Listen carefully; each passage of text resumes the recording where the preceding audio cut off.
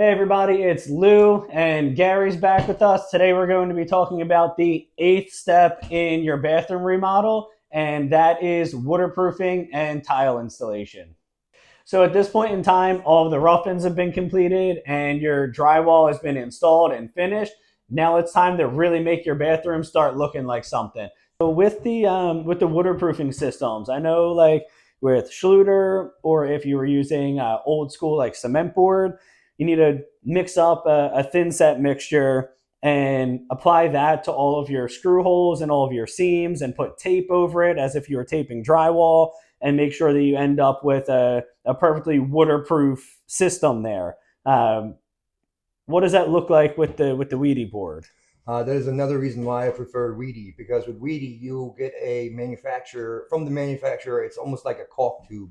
It's a sealant, which dries like rubber, and that's pretty much what I use. What you're supposed to use in the corners and to cover up all the screw holes. And once that's covered over them, there's no water getting through.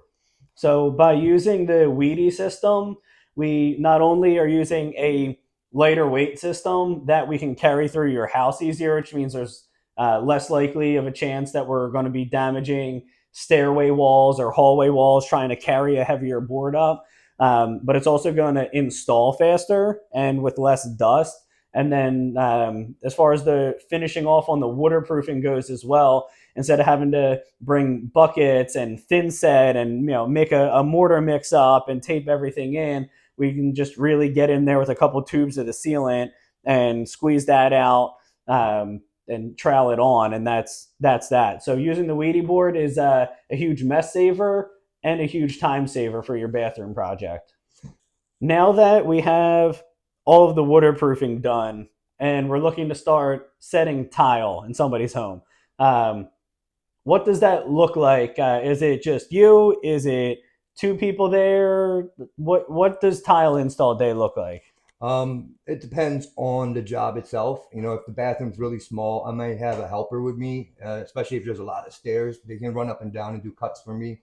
A lot of times I prefer to work by myself. And when I work by myself, I pre-measure everything and I pre-lay out everything, snap my lines, and then I pre-cut everything. I spend the whole day cutting all my tiles, and then that way, it's only one day of noise with the wet saw, and everything's contained in the spot with the wet saw. And then by the next day, the tiles will be dried off.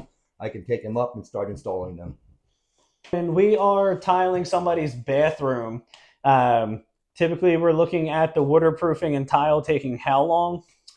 So waterproofing usually is one day, and then tile, depending on how complex it is and how detailed it is, anywhere 2 to 4 days. And then if people want to do their floor as well, another 1 to 2 days. Okay, so typically when we're doing waterproofing and tile work in your bathroom, we typically see that taking about a week, give or take a day or two, depending on the size of the bathroom and the complexity of the install. Correct. Once all the tile is installed in your bathroom, you already have all of your walls up. Your walls are finished and they're primed. So the bathroom's looking really damn close to being done. At this point, the next step is trimming out and painting, which we'll talk a little bit more in the next video.